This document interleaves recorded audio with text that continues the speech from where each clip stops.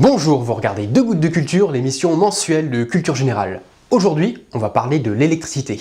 Et tout d'abord, un peu d'histoire. En 600 avant Jésus-Christ, Thalès de Milet, à qui on doit le fameux théorème de Thalès, décrit les effets de l'électricité statique et du magnétisme. Il remarque que l'ambre frotté contre un tissu est capable d'attirer les poussières dans l'air. En 1600, William Gilbert publie un ouvrage suite à ses études sur les phénomènes magnétiques. Il utilise pour la première fois le mot électricité dans son sens actuel. Le mot électricité vient du mot grec elektron, qui signifie tout simplement ambre jaune. En 1752, Benjamin Franklin prouve la nature électrique de la foudre à l'aide d'un paratonnerre. En 1785, Coulomb étudie les forces électrostatiques et il comprend que les charges électriques peuvent être positives ou négatives. En 1799, Alessandro Volta invente la pile électrique en empilant des disques de cuivre et de zinc séparés par des tissus imbibés d'eau salée. En 1822, Peter Barlow fabrique la roue de Barlow, qu'on pourrait considérer comme la première machine électrique. Il s'agit d'un moteur électrique, mais dont la puissance est beaucoup trop faible pour en faire un quelconque usage. En 1838, le premier télégraphe électrique est mis en service entre Londres et Birmingham. 1859, Gaston Planté met au point la première batterie rechargeable. 1868, invention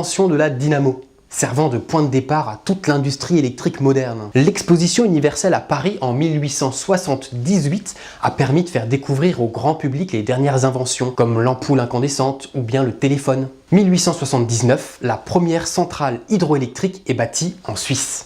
Mais au fait, l'électricité, qu'est-ce que c'est ? C'est une forme d'énergie produite par le déplacement de particules chargées à travers un conducteur sous l'effet d'une différence de potentiel entre les deux extrémités de ce conducteur. Pour illustrer le bazar, la matière est composée d'atomes qui eux-mêmes sont composés d'un noyau contenant un ou plusieurs protons. Ce sont des particules chargées positivement et des électrons négatifs qui gravitent autour de ce noyau. Alors le fait que ce soit le proton qui soit positif et l'électron négatif est une convention, ça a été fixé de façon tout à fait arbitraire. Ce qui importe par contre, c'est que les charges de signes opposés s'attirent tandis que les charges de même nature se repoussent. Dans certains atomes, comme les métaux, les électrons qui se trouvent sur les couches les plus à l'extérieur de l'atome peuvent circuler d'un atome à un autre. Dans ce cas, ces électrons sont appelés électrons libres. Si on prend un système avec à une extrémité un matériau chargé positivement et à l'autre extrémité un matériau chargé négativement, si on relie ces deux bornes avec un matériau conducteur, du métal par exemple, l'extrémité chargée négativement va venir repousser les charges négatives du conducteur, c'est-à-dire les électrons libres, vers l'extrémité chargée positivement. C'est ce déplacement des charges qui crée le courant électrique. Et c'est cette différence de charge entre les deux extrémités qu'on appelle différence de potentiel. Accrochez-vous, maintenant ça va devenir compliqué. On voit donc que les charges électriques se déplacent du pôle moins vers le pôle plus. Ce sont les faits. Mais par convention, on attribue au sens du courant électrique le sens opposé à celui des électrons. On dit que le courant électrique va du pôle plus vers le pôle moins. Et retenez-le, c'est très important. Alors ça semble complètement contre-intuitif, mais c'est lié au fait que notre compréhension des phénomènes électriques est venue progressivement dans l'histoire. On a d'abord décidé de fixer arbitrairement un pôle plus et un pôle moins, avant de comprendre en fait qu'il s'agissait d'un déplacement d'électrons qui plus est dans l'autre sens. Donc pour éviter de réviser tous les calculs mathématiques qui ont été réalisés jusque-là, on a décidé d'accepter ce paradoxe. Ça va jusque-là ? Si maintenant dans notre système on remplace le conducteur par du bois par exemple, alors il faut savoir que dans le bois il n'y a pas d'électrons libres parce que les électrons sont trop fortement liés au noyau des atomes. Et bien dans ce cas il ne peut pas y avoir de déplacement d'électrons libres, donc pas de courant électrique. C'est ce qui se passe dans les matériaux non conducteurs. Il est aussi intéressant de savoir que les électrons en réalité n'avancent pas très vite. Environ 1 cm par minute dans un fil de cuivre.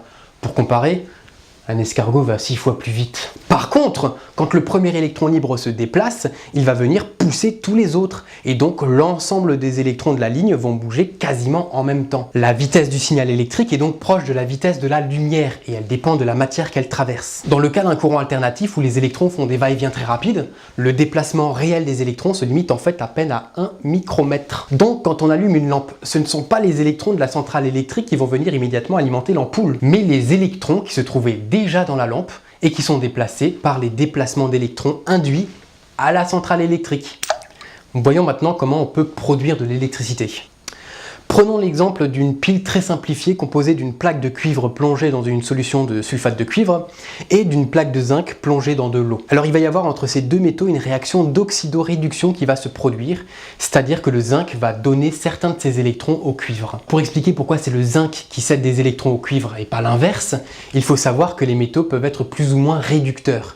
c'est-à-dire capable de céder des électrons pour passer à un état oxydé. Alors voici une petite échelle, on voit que le zinc est plus réducteur que le cuivre, c'est donc le zinc qui va céder les électrons et le cuivre qui va les capter. Sachant cela, regardons notre pile. Le zinc va perdre 2 électrons et devenir un ion en solution. Les électrons vont circuler jusqu'à la solution contenant les ions cuivre. Ces ions cuivre, en captant les électrons, vont revenir à l'état de métal solide. Par contre, on se rend vite compte que la solution de zinc devient chargée positivement. Et ça va empêcher les électrons du zinc de quitter la zone et donc la poursuite du courant. Pour permettre au courant électrique de continuer à circuler, il faut placer un pont entre les deux liquides. Ce pont est composé d'une solution d'électrolyte, comme de l'eau salée par exemple, qui permet de rééquilibrer les charges entre les deux solutions. La pile permet d'obtenir un courant électrique continu. Les électrons vont toujours dans le même sens. On peut aussi obtenir un courant électrique continu à l'aide d'une dynamo qui se compose d'un aimant et d'une bobine de métal conducteur. Alors petit prérequis, dans un aimant on a des charges qui sont orientées, mais il n'y a pas de courant électrique dans l'aimant. Par contre, comme elles sont orientées, elles peuvent agir sur les électrons libres d'un matériau conducteur en approchant l'aimant. La dynamo fonctionne en faisant tourner l'aimant à l'intérieur d'une bobine de cuivre. En tournant, l'aimant va entraîner les électrons libres de la bobine, ce qui provoque un courant électrique continu. Pour obtenir un courant alternatif, comme celui qui est distribué par nos prises électriques, on va utiliser un alternateur. Ça ressemble un petit peu à une dynamo. On a une bobine fixe et un aimant rotatif. Lorsque l'aimant est mis en mouvement, il va induire une tension aux bornes de la bobine. Selon le mouvement et l'orientation de l'aimant face à la bobine, on va avoir une circulation d'électrons dans un sens ou dans l'autre. Les électrons ne vont donc pas circuler en continu dans le conducteur, ils vont faire des allers-retours. On dit que le courant est alternatif. 8 minutes, c'est trop court. On se retrouve la semaine prochaine pour la partie 2 de l'émission. On parlera grandeur électrique, inductance, conductance. Ça va être génial. C'est tout ce que j'ai à dire.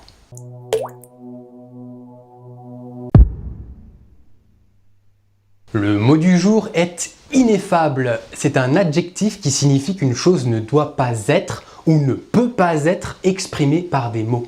On utilise ce mot comme dans la situation suivante. Ah là là, chers spectateurs, ça fait maintenant depuis tellement longtemps qu'on se connaît. Mes sentiments pour vous sont... Eh ben je ne sais pas comment les expliquer. On peut pas les expliquer. Ils sont... ineffables. Bon, on se retrouve la semaine prochaine. Allez, à toutes. Retrouvez toutes les animations sur la chaîne secondaire de Gouttes de Culture en plus. Et pour répondre à la demande, les explications sont plus complètes, moins rapides et en plus les animations sont en plein écran. Et sinon, la suite de l'émission, c'est par là-bas que ça se passe.